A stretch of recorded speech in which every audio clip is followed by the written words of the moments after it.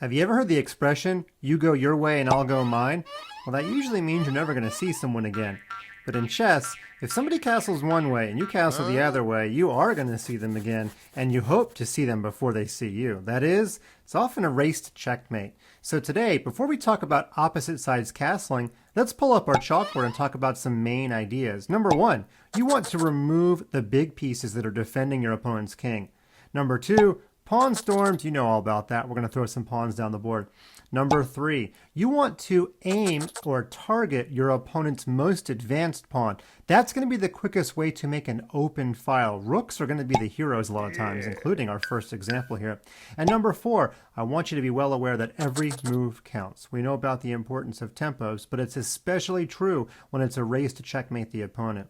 Now here in our opening example, it almost seems like Black's doing better, because although he's down a pawn, he's the first person to have a half-open file to attack on. But here's what White does. White decides that in order to win the race against the enemy king, he has to destroy the two defenders. So he starts out by playing e5. And Black takes the opportunity to capture the bishop. Ow! Notice White is actually giving back his extra pawn in this variation. Black does not want to open up his king and take back this way, so he takes the bishop. Take. Now, Black finds a nice move here. Before taking the bishop, he plays queen f4 check, and that allows him to be able to take back with the queen. Now, why did White give away this pawn? Well, it was to get rid of all the minor pieces near the Black king. Watch how White very efficiently, almost with precision, knocks out that Black king. Rook to d6, he can double rooks. He's also pinning the pawn, and that's important because that gets the knight in the game. Now, Black's only way to develop his bishop is to play b5, but then knight to d5, just like we said, because the pawn is pinned. Queen h4, g3, forcing the queen over. And then we had knight f6 check. It turns out Black is completely lost. Whether he captures the knight or not, the rook is going to come back and around. Now in the game he didn't capture the knight, but White's going to play the exact same way whether he does or does not. Let's just have him capture the knight here. If he does, we back our rook up to d4. Now the queen can take, she has no better move. Then we give a little check over here. The king has to move, and we simply invade with our queen. And it's just that simple. Black is completely lost. He has no way to prevent this checkmate and this checkmate. Yes, he can throw in a check, and you know what? He could even throw in another check, but our king finds safe harbor on this square e2, and it's time for Black to resign. He can't stop all the mates. Let's take a look at our next example, which is about pawn storms, and our first example also of open files. I've skipped over some moves where White was advancing his kingside pawns. We come to a critical moment though. If White captures this pawn, then when Black takes back, White will never be able to castle to the queen side to get his king safe because Black will control that square. And of course, you don't want to castle to the king side. That's just ugly. There's no shelter. So this really neat move by White, he plays queen f3. And because Black has to keep his own pawn on the board, you can't capture your own piece, last time I checked, that allows White to get his king to safety. Now these pawns are going to start advancing in a true pawn storm. Either one would be dangerous. So Black captured one, and then White castled. Now the e-file is way too dangerous for Black to leave his king on. So in effect, White has tricked Black into castling. Now why is it a trick? Well, because after castles, now we have this very juicy g-file. When the kings are castled on different sides, chess kids, I need you to be a little bit less concerned about material. Sometimes you got to throw in a pawn, sometimes even two pawns just to open up some files. Now, since White has the first open file, he's probably going to win the race. Let's see exactly how he does that. He plays rook on h to g1. All right, that g file is looking mighty unsafe. Bishop f6, keeping guard of the g7 pawn. Now the knight has a couple of good entry squares. That one looks great, but he chose the other one because that allows the rook to come into the attack if Black is not guarding that pawn. So Black played bishop to e5 to guard the pawn, but that frees up White's f pawn. Here we go. Pawn to f6. Black played g6 to try to keep everything together, but then queen takes h5, and we see the beauty of this rook on g1. Now, if Black does nothing, we're just going to come up and give mate. We even have rook takes pawn coming up, which would lead to a really nice forced mate. So Black played bishop takes f6, not much else to suggest, but after rook takes d6, it's pretty much over. There is no way for Black to survive. He hung out for a little while with this clever defensive move bishop to g7, which unpins the pawn. But now White can win even without his queen. Rook takes queen, pawn takes queen back, knight f6 check, only one move, king's got to move over. I told you the rooks would be the heroes. Rook goes back to d5, And after that, there's no stopping a simple ladder mate coming up in a couple of moves. On to our third example, where we talk about which pawn to target of your opponents. Some of you opening theoreticians out there that steal books off your chess coach's library might know all about this opening. It's the Sicilian Dragon. It's probably the most common opening where the king's castle on opposite sides. We're going to pretend we're the white team here, and we've got one advantage over black. This pawn has already advanced in front of the black king, whereas all of white's pawns are on the home row.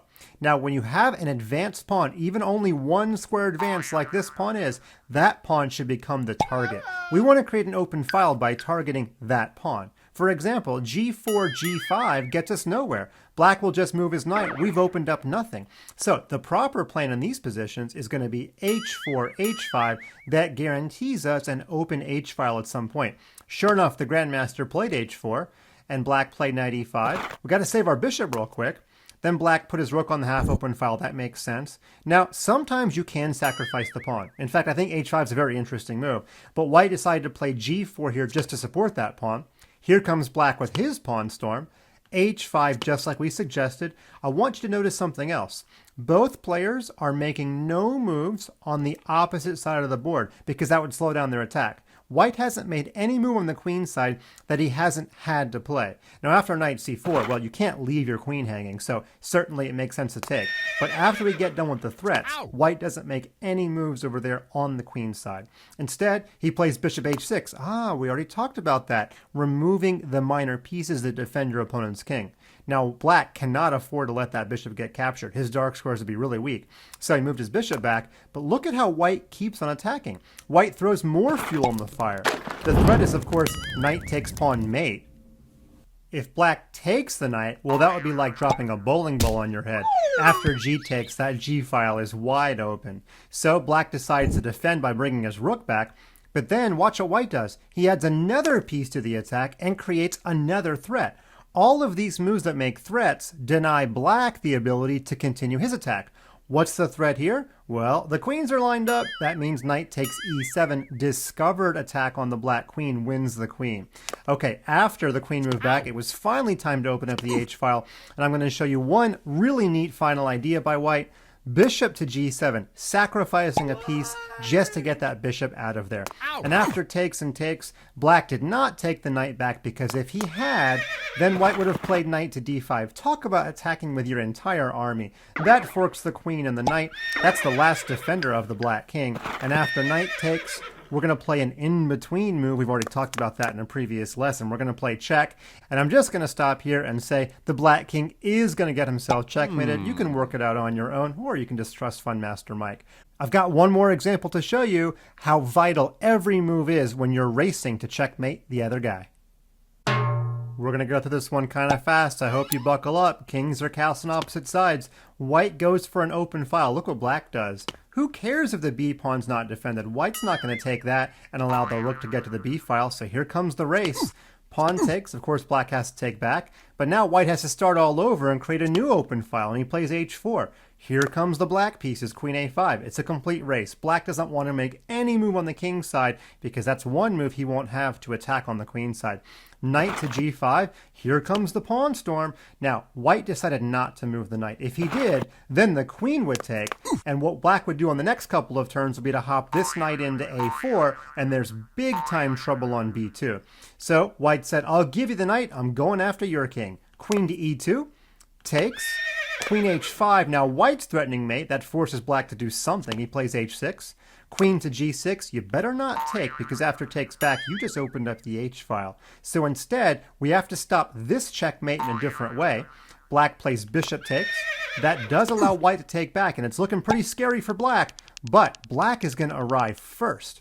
C takes b2. If you take back, well, that allows the rook in the game with check. You can't do that to yourself.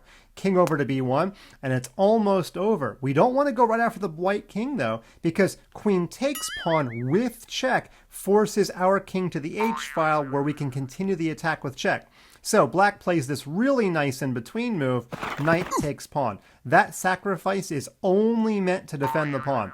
And after pawn takes, black finished the game with knight to b4, and white resigned. Because if he stops this checkmate, by taking the pawn, we're actually not going to take with the queen because the king can run away. There's no checkmate on c2 because the white queen guards.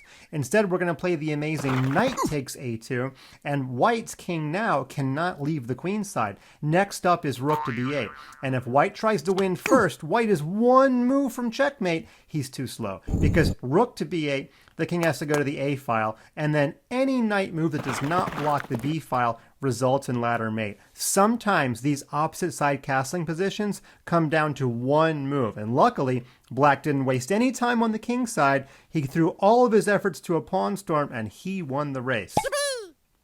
If there's only one idea you remember from our video today, it's that you've got to get to your opponent before she checkmates you.